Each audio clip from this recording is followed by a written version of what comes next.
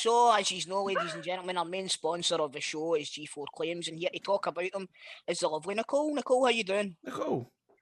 Hi, I'm okay, thanks. How are you? Doing well. We're missing Stevie today. Oh no. Where is he? I hope he's not in an accident. He's away building a bed, apparently. So we've been told. Alright, he might cause an accident then. Well, that's what I was going to say. What would we do then if he... What should he do if he does end up in an accident today? So, basically, guys, as you all know, G4 Claims we're an accident management support system. So, if you've been involved in an accident, then please contact us first. We can help you from the roadside. If your accident is non-fault, we can provide you with a like-for-like replacement vehicle whilst your car's off the road. If your car is repairable, we'll get it repaired at a body shop of your choice. If your vehicle is written off, we'll get the pre-accident value recovered for you and get that back to you so that you're not out of pocket in any way, shape or form. If you're injured from the accident, we can claim a compensation claim for you for your whiplash. We can also get your full recovery for you. We do not take a percentage from your compensation, so you get your full claim with us. All our services are totally free to you. They're all billed to the at-fault insurance. And what I always say, guys, is remember, if you're involved in any sort of accident, phone us first. We also have loads of links with the body shops where if you're involved in an accident and it is your fault and you've got a really high excess, we can help you with that as well. We can place your vehicle at a repairer of our choice, which then allows the small independent garages to get a good job, and they're going to waive either the full or most of your excess for you. So that allows you then to get the claim done, but also not have to pay your excess. So it's just another wee part of the service that we do that I've actually not brought up on here, which I forgot about, and I'm going to just mention it today so everybody knows. Just another wee perk as to why you should always phone us first, because as I say every week, if I can't help you, I'll definitely point you in the right direction. So G4 Claims, it's not at fault claims, made easy. Made easy.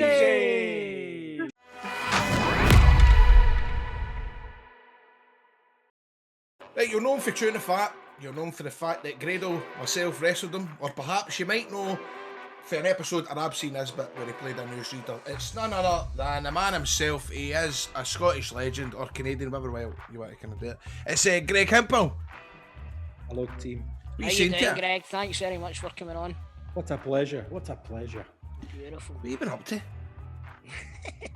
Nothing. I mean, honestly, it's and now as things go back to normal, I'm not sure that I'm cut out for socializing in the real world. I think I quite like where I'm at in terms of being a hermit and whatnot. I don't know if I'm going to come back out. And it's like, not even like it's... remember what's his name in Still Game, your man.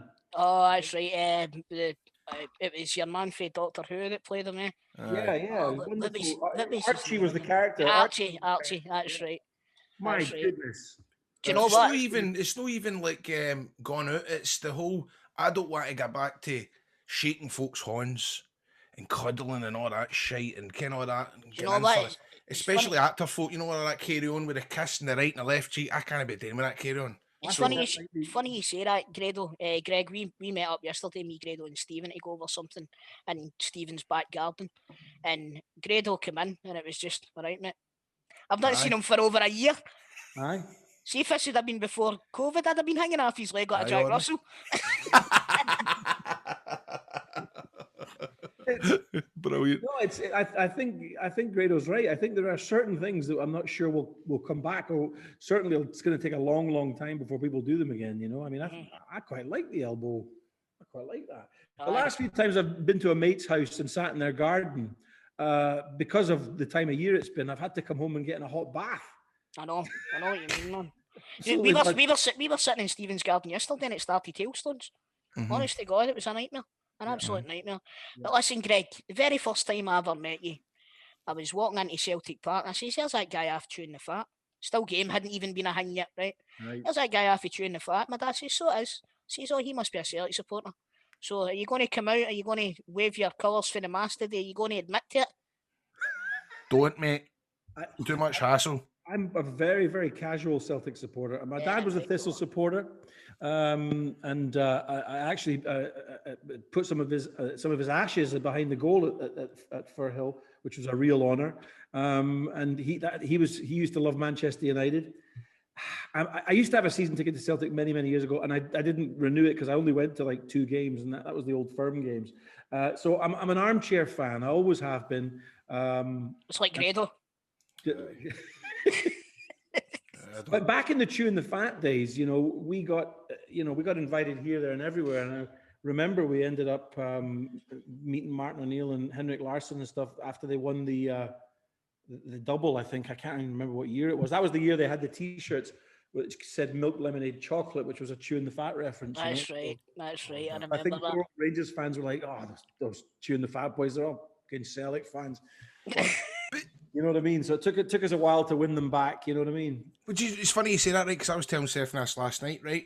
So I remember when the documentary first came out with me, right? And all the papers were phoning me and all that, right? You're going to be in a documentary. What team do you support? And I'm going, I don't like football. I don't like football because I thought this is too much hassle, right? And for years, I never spoke about football, right? I tried to get away from all that. And then obviously Rangers asked me to play a charity game, right? And I thought, I can't turn that down. I can't turn this down to play Ibrox. Fast forward now, right? Fucking when the other night when my girlfriend, I tell folk on Twitter that my girlfriend's pregnant, the headline, Rangers daft Grado has got to be a dad. And I'm like, what's Rangers going to do with it, man? Rangers daft. Sunday with my Rangers tap on all that kind of like daily record. Do you know the thing is too? All of the stuff that you've done throughout your career, and you're best known for being a Rangers supporter. Well, listen, I didn't even know you were expecting a baby. So Grado's my top shagger. Yes, there we go. Congratulations, that's phenomenal news. Cheers, Greg. Thanks very much, mate. Absolutely wonderful news. Wow, that's brilliant. But I know you get that a lot, you know what I mean? Or you'll have, I mean, I remember seeing Robert Duvall. Robert Duvall did a film years and years ago in Scotland. I think it was called, it might have been called Glory.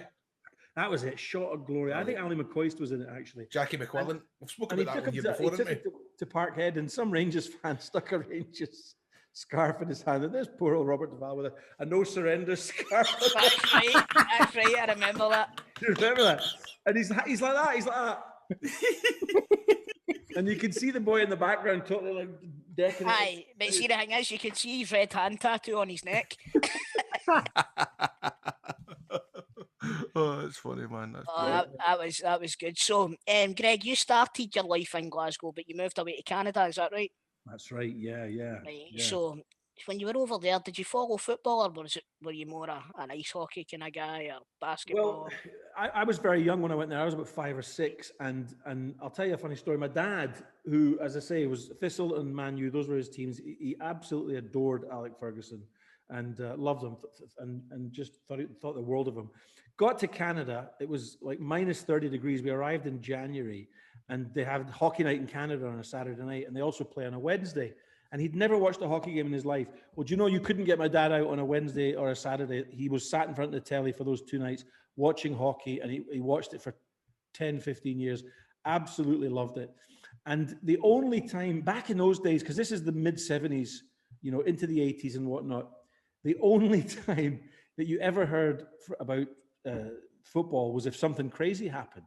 And I remember being at a lemonade stand, right? The Montreal Expos, they're now gone. That's a Washington baseball team. They were still on the go. And this Scottish boy ran up the street, and he's like, Greg, right? And I was like, what is it, Joe? He goes, Boris Johnson signed for fucking Rangers. And in my head, that was kind of like the birth of the internet. You know what I mean? That was... It was like you never saw anything in the papers about it. Only if a Scotsman ran past you in the street and told you some phenomenal bit of news would you hear about football from back home from Scotland. And then obviously, as the years went on and the Premiership built, then it became, sort of British football became more global. But in the 70s, my God, you couldn't find, it was like finding a needle in a haystack, finding a story about not even Scottish football, English football too. So was that what made you come back to Scotland then? You wanted to see the fallout from Mo Johnson? It's Morris Johnson signed for I've got to get back. I've got to get him. It's going to be nuts. Yeah, I can't. What year was that? Was that about 86 or 88? Was it? It was 87, 88, wasn't it? Aye. Or 88, 89. Yeah, so I came back to Glasgow in 1988 to start. I remember I just arrived back, and Ben Johnson had just won gold in 9.79 seconds at the Seoul Olympics, and that was my freshers week, and I was like, Canadian, fastest man in the world's Canadian. And then I remember 3 nights later, Des Lynam was like, "We've got some terrible news." We've got some terrible news. Mo Johnston signed for Rangers. Must be something about the name Johnson. Moments of sporting infamy. That is amazing. I didn't know, Greg, that you were involved in like the first radio off the ball. I didn't know that. Yeah. I did the first season with Tam and with Sanjeev, and and Lewis McLeod did the voices. Ford did a few voices for us as well. And to be fair, the show was still forming its identity. And by the end of the first year, I got a phone call from Philip Differ, and he asked me to. Tony Roper had left only an excuse, and he asked myself and Lewis to sort of step in and sort of replace Tony, and Johnny was kind of like the main man, and we were sort of supporting him. And I felt much more comfortable doing that kind of thing.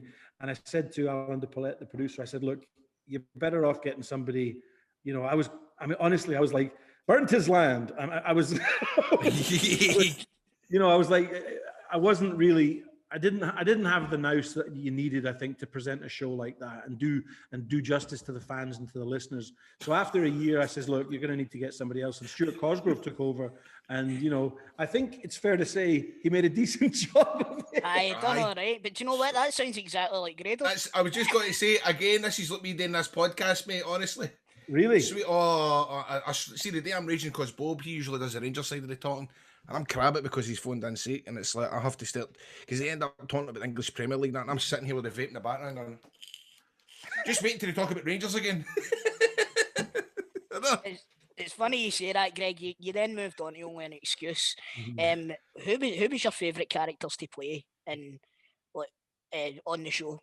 Well, Lewis is a phenomenal mimic. Back then, he could play anybody, and I felt myself to be more of a kind of actor and stuff. So I always enjoyed a prop. So they gave me, when I played Brian Laudrup, they gave me a ball which was attached to my foot, like it was taped to my foot, and I just ran about the stage, and the audience were all laughing, and I was like, this is okay. I don't have to do a Danish accent or whatever the hell it was.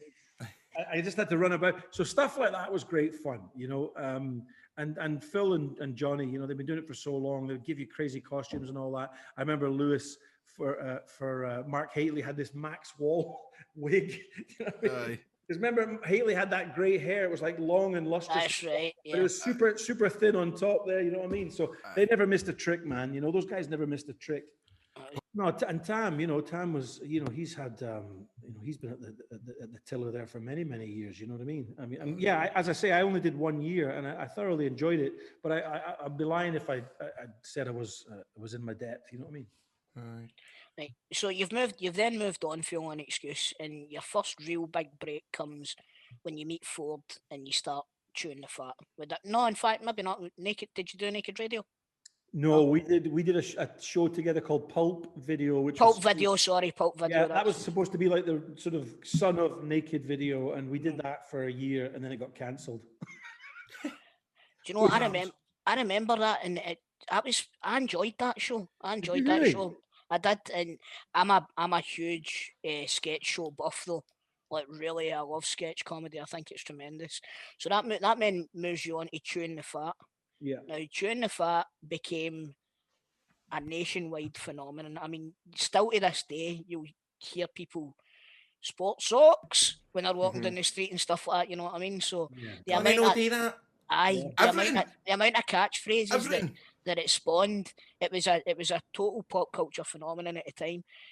Do you some of your memories about that and how you came to start working with Ford on that? Well, our main memory was actually the first season was a very, very low budget show. It was basically based on the radio show. So we did sketches, and then we also sat on a sofa and did like bits of banter.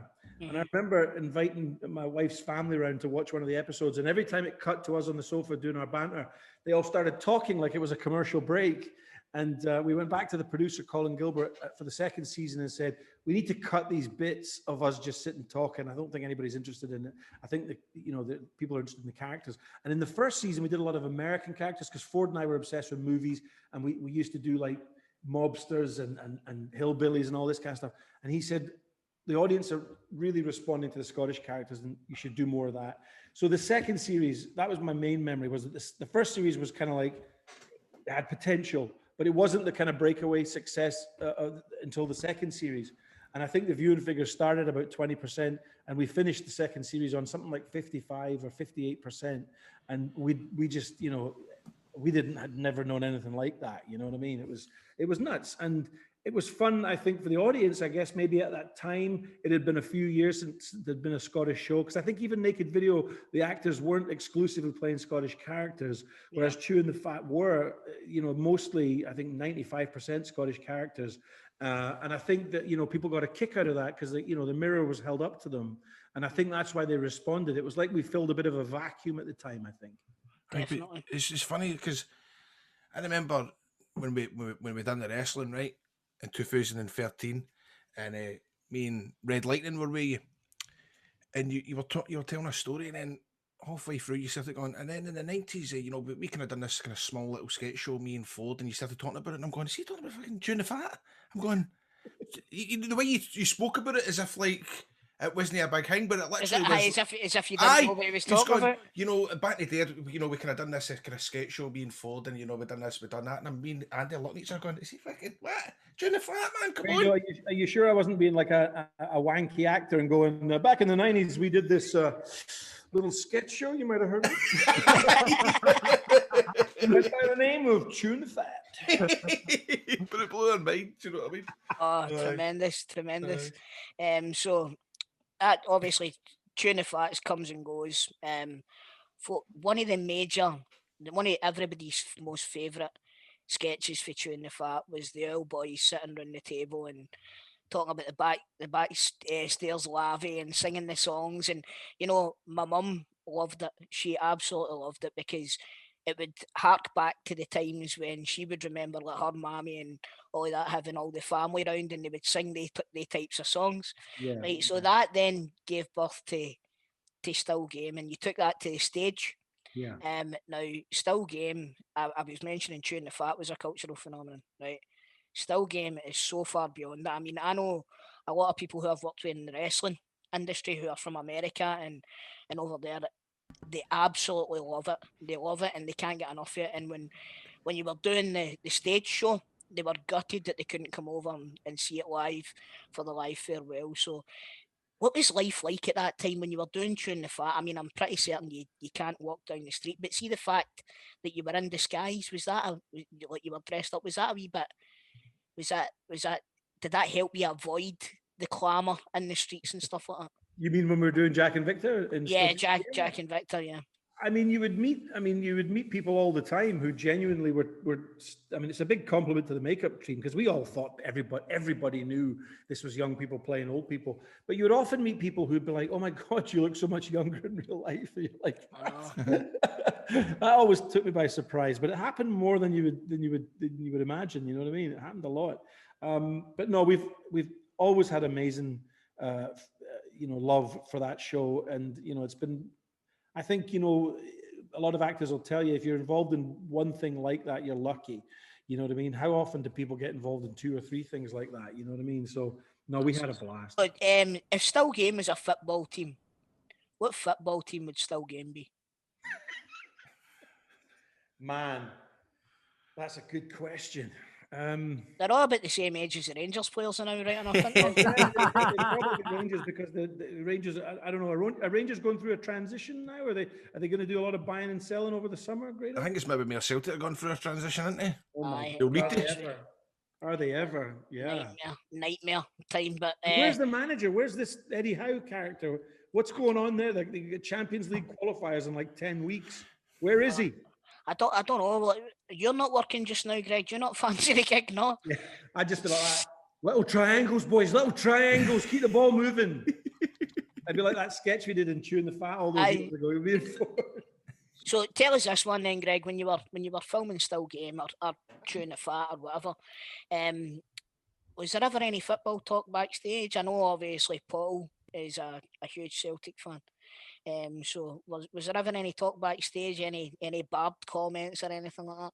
No, there wasn't really. You know, there's a few diehard fans in there. You know, and as I say, there was a time when I traveled to see a good few games and whatnot. And but basically, you know, most of the team, not all of them, there was a lot of Celtic fans in there. And if Celtic lost, nobody, there was nobody to barb. You know what I mean? And and if they won, then people just chatted away. You know what I mean? Just like in any other workplace. You know, any other workplace at all. Have you still got a WhatsApp group? No, I don't think we do actually. I think because we started before all that shite, Chris. That's it. Surely it's not an out of sight, out of mind thing. You know what I mean? No. In fact, Jane, she came round to visit us in the garden a few weeks ago. I hadn't seen her. She brought her wee dog. I hadn't seen her for a long, long time. She was looking great. And yeah, it's not. We spend so much time together. It's not the kind of situation where we're all sort of like in each other's pockets. It doesn't really work that way, especially after 20 years, you know. Mm-hmm. And that way, if something does come up, you know, and you end up in each other's company, you have lots to catch up on. I think Paul and Mark and Jane were talking about taking a show on the road where they were going to talk about their experiences from the show. Oh, they were doing that with Ross Owen, weren't they? Were they not doing that with Ross Owen? So, yeah, and I think that I think the pandemic might have paused it, but hopefully they'll be at some point they'll get their heads together, and because I think that'd be a fun show for Still Game fans. Like a retrospective kind of thing. Yeah, just everybody's different memories and different all the hijinks that we all used to get up to. It was we used to have a lot of laughs just sitting around, just a lot of laughing. The seven of us were very much on the same wavelength in terms of our sense of humor, which made the show, you know, like if I go on a show now and I've got a day on it or 2 days, I'm really nervous. But when you were doing a show like that, because you were in so many scenes and you're with your buddies, it felt like a documentary almost. You know what I mean? It was. Do you know what I got a kick out of? When people on Twitter dissect old episodes of Still Game and then they realise that the continuity and everything is. You get it every other day, don't you? You know this. Yeah. How come that? You know, Tam was this and Fingway was that, but that doesn't make sense because in the New Year's episode. How you handle that well, man. It is funny with these pictures with Jack and Victor, the skull, man. I love it. Well, you go through different things, you know, like if people ask you if the show's coming back, I just put a picture of Jack and Victor's skeletons, which was from the Hydro show. We did a little bit in the very last Hydro show. You know, the show ended with Jack and Victor fading out and all the other characters fading out. And we started the Hydro by saying to the audience, right, we're dead. And we're going to show you, would you like to see what happened to us? And they're like, yeah, let's show us what happened. And we put up this picture of these two skeletons with the hats on, the bonnets and all that. And I've still kept the photo because it always made me laugh. And it was, we never filmed that show, the Hydro shows, the last two of them, we never filmed them. We wanted to make them uniquely a theatrical experience. So it was fun. You know, the doors were closed and we were having a good laugh. And I've still got that photo. But yeah, you get people coming on Twitter and whatnot. And I'm quite in admiration, actually, the amount of times people watch stuff. You know, fans tend to know the show better than the people that wrote it or the people that are in it. And so you'll get somebody asking a perfectly legitimate question about when in the episode Hatch, when you go through that door to Jack's, that would take you right outside the building. Look here, I've got a drawing of the schematics. You know, the schematics of the building, and I'm looking at it like it's like fucking Die Hard or something. I'm like, I can't argue with that. You know what I mean? He's right. So you try to come up with colourful answers. You know, somebody once said, Frances once said she was vegetarian, so how come she ate beef bourguignon? And I was like, well, she was 66 when she had the baby. The doctor said, look, you're anemic. You need to eat some fucking beef. So that's why she ate beef. And that brings me to the question that everybody wants to answer. What the fuck happened to that Wayne? Sam's Wayne, eh? What happened? Just give a final answer that way that you can tell people, go and listen to Football Daft. I answered it on there. He got adopted by a family in Bearsden, and he became the Fresh Prince of Bearsden. I don't know, Chris. But I mean, no. The true story, and we Gary Spence asked us this, and we told him the true answer. And the true answer was that when the show came back, it was going straight onto BBC One, and up until that, you know, 7 years previous, it'd been on BBC Two throughout the UK. But there was things that we did, like the pub had changed to the name of Jenny's, and you and Angus, our producer, said, look, I think you need to change it back to the Klansman. And I think that you're going to struggle to have a story with Tam and Francis having a baby, because it's been 7 years and people watching this show for the first time will be, why the fuck do those pensioners have a baby? What the hell's going on? So that was two little storylines that we just kind of quietly parked, and the show carried on. And I kind of love that people were going to ask me to till I'm 90, where's Tam's Way? And I kind of love it. So you just in about the writing now then, aye? Is this what you're doing constantly, waking up, getting something to eat? Just in about the writing, and messing about with some ideas for new sitcoms and whatnot. Working, with whoever. You know what it's like? It's like you have an idea, you call somebody up, you want to work on this. So I guess for production, the pandemic's certainly in theaters. A lot of my friends haven't worked in the theater for over a year, and it's been heartbreaking and really hard. A lot of people I know have been turning their hand to developing ideas because development has been moving along quite briskly during that time. So here's hoping in the next couple of years I'll have thought of something funny again. But in the meantime, I'm just like a fucking hermit. There's been a few rumours going about recently that Jack and Victor were actually going to make a comeback in a podcast format. I called that. I called that as well. I said that. We were talking about the radio. Can you shed any light on that for us? I don't. We get approached occasionally to do a podcast, and I think, Ford. I wouldn't want to speak for Ford, but we do tend to be like-minded in our opinions. We both sort of feel that, the shows kind of came to a natural conclusion, and we don't, you don't want to keep. Like, we've got this whiskey coming out, and we're really excited about it and stuff. And that felt like a natural evolution for the characters, to sort of go on a podcast and kind of keep going over it. It didn't really feel too rewarding for us, but who knows, in a few years' time, maybe we'll do something like that. But at the moment, it's like the shows speak for themselves, you know what I mean? The episodes speak for themselves. I don't think they need to be dissected by me and Ford, you know what I mean? But that would be interesting, but I know you don't want to rip the arse out of Still Game, right? However, sitting round about and talking about all the stories with the cast members and stuff like that, making a podcast style, a bit like how the Sopranos, how they've got their podcast where they pick an episode, they dissect it. That would be really, really cool. Yeah, that would be cool. How many listeners and view? Do you have viewers or listeners? Is it both? 400 a week, mate, something like that. I think that the most that we've had for one episode was around about 2.5 million. Aye. Who was that for again? Dick That Campbell? That was Dick Campbell, aye. So you've got some big shoes to fill, Greg. So somewhere between 400 and 2.5 million. Aye. I think it was everybody that was at Kelvin Brawl. It's like that Real Madrid versus Eintracht Frankfurt game, isn't it? Aye, everybody in Scotland was at that game. Everybody in Scotland, and my dad was at it, but then so was everybody else's dad. You know what I mean? Oh, amazing. So, listen, have you never thought, I know that maybe yourself and yourself and Ford maybe don't want to bring the characters back, but have you ever thought about putting a wee bit of trust into a couple of younger actors and maybe doing a prequel show? Well, that would be really cool. It would be cool we at some point tried to develop an American version of it, which was really good fun. We worked with a wonderful writer called Duncan Birmingham, and he wrote an amazing still game script set in Boston, and it was fantastic. It was so strange to read it, and go, wow, this is it's like still game, but it's different. It's its own thing, If two young writers came along and said to us, we want to do a version of this show, come and see that. Big Benny, do you remember Big Benny? I remember Benny well, yep. Come and see that. Is he there? Oh my God, look at the size of him, man. He's a man. Jesus Christ. He's a man. What are you saying to him, Ben? You're right. Good to see you, mate. Good to see you. You can grow a better beard than me, man. What are you doing with yourself, Benny? No, I'm just trying to get a job now. Just get past all this. You want to do a podcast? Why don't you do a still game podcast, mate? I'll bring you on. I'll bring it. There you go. That's a young Victor standing right there. That we were just talking about, giving the acting job. People would watch that show and go, fuck me, young Victor's really tall, isn't he? The guy playing 6 foot. Anyway. Is Balamori coming back? What's the deal?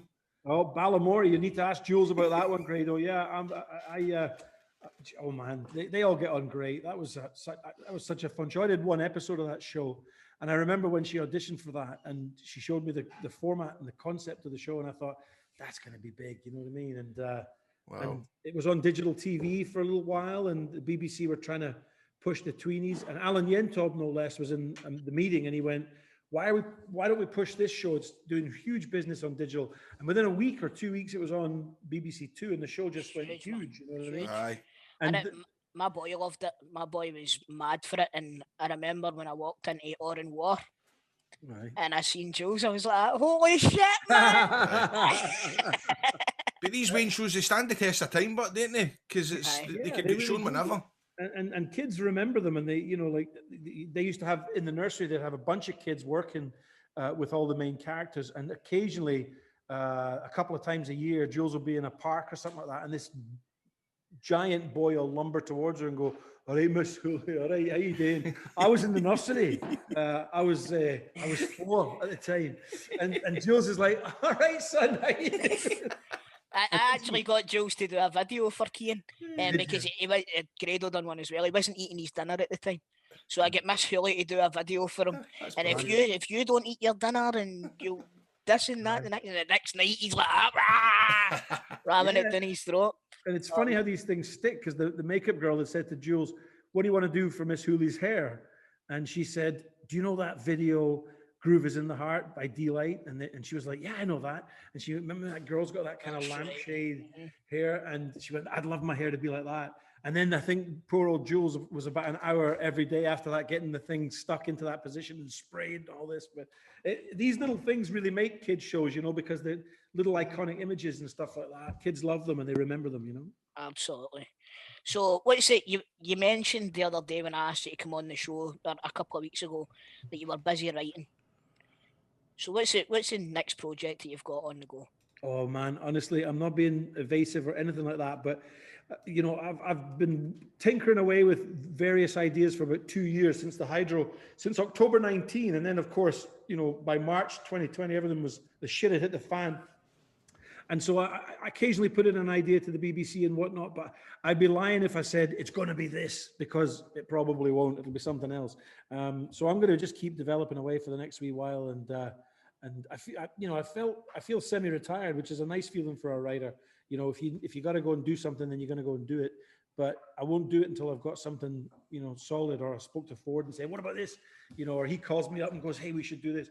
You know, we'll see what happens. But we're like sticks in the river, just floating down the river at the minute, Chris. Beautiful. Beautiful. So, well, every week, Greg, we usually do a 90-second football quiz. You up for that, mate? Oh, fuck me. Excellent. Yes. I can't promise you I'm going to get any right. I'll probably get as many right as we did in the still game quiz. Well, hold on, right. I'll tell you the rules, right? You might be up for this, right? So every week in Fit My Daft, we put our guests' Scottish football knowledge to the test with a 90-second quiz. David Martindale, the Livingston manager, he's at the top. He's got a score of 16. Joint second, John Sutton and Chit Young with 15. Mark Wilson and Keith Lasley are in third with 14. Other selected scores include Johnny Watson, he's on 9. Grant Stott and Barry from EastEnders is on 4. At the bottom, it's a tie between Peter Lovencrans, Derek Johnson, Craig Levine, and Mick Sue Patalainen on 3. Greg, is there anybody that you want to beat? Craig Levine. Right. And all this shit housery. It's a good laugh, isn't it? Come on, he's a good laugh. Oh, he's a good laugh. He's a good wind-up merchant, isn't he? Aye. So basically what happens is there's 90 seconds on the clock, and here's the deal, Greg, you can't pass. You need to give an answer, right? You need to give an answer. Now, it doesn't need to be the right answer, but you need to give an answer. It would help. I understand. Okay. Fuck me. This is going to be tough. Right, who's doing the questions? We'll ask the questions. You do the questions. I'll send them the answers. Seconds. John, are we ready? Yep. Scott Sinclair joined Celtic from which current English Premiership team? Southampton. Which former Scotland international is now Man United's technical director? Fucking Andy Robertson, I don't know. How many Scottish clubs has Stephen Naismith played for? 4. What was the name of your character in Katie Morag? Oh, fuck me. That's not a football question, you son of a gun. Big fucking Billy, I don't know. Who were crowned champions of League One? Your dad's team. Man. Oh, Thistle. Who was the permanent Hibs manager before Jack Ross? Healing. Which American team does Lewis Morgan play for? Tampa Bay Rowdies. I think they're In which series of Still Game does the episode Smoke on the Water appear? I'll go for series 5. Name the 2 Premiership teams that begin with the letter H. Give me that again, Grado. Name the 2 Premiership teams that begin with the letter H. Hearts and Hibernian. Name either player in the Scotland squad who plays for Southampton. No, not a fucking clue. I'll go for fucking the Chuckle Brothers. I don't. Who was last season's Scottish Premiership top scorer? Was it Edward? What is Winston's surname? Ingram. Glenn Middleton is on loan from St Johnstone. Time. I'll finish the question. Glenn Middleton is on loan to St Johnstone from which side? Toll, stop trying to give him the answers, mate. If Chris wasn't here, I'd be struggling. Rangers. Hey! Brilliant. Let's go through the raw answers, Greg. Scott Sinclair joined Celtic from Aston Villa. Darren Fletcher is now the Man United's technical director. Stephen Naismith, 3 clubs, Rangers, Kilmarnock and Hearts. Your name of your character in Katie Morag was Donald. Who was permanent Hibs manager for Jack Ross? Paul Heckenbottom. Lewis Morgan plays for Inter Miami, David Beckham's team. It was Hibs and Hamilton, not Hibs and Hearts in the Premiership. Oh, of Well, course, technically, Hearts have won the league, so. That's it. Well, it was the current Premiership team, so I can't give you that one. Stuart Armstrong or Shea Adams you could have had from Southampton and Scotland squad. Glenn Middleton, we'll give you that one at the end. So, totaling up your score, you're above Craig Levine, you're on 5, you beat Barry from EastEnders. Well done. Hello there. By the way, that was an intense quiz, boys. That's. I can tell. Fucking Andy Robertson. Fucking. There was more swears in that quiz than there was in the whole length of Still Game. Greg, really appreciate you coming on the show, mate. Thanks for giving us your time today. Best wishes to the family and whatever you're doing going forward. I hope it goes well for you, mate. Right. My pleasure, boys. Good luck with the rest of the. Cheers, Greg. Hopefully see you soon, mate. All Great right, to pal. see you. All right. Hey.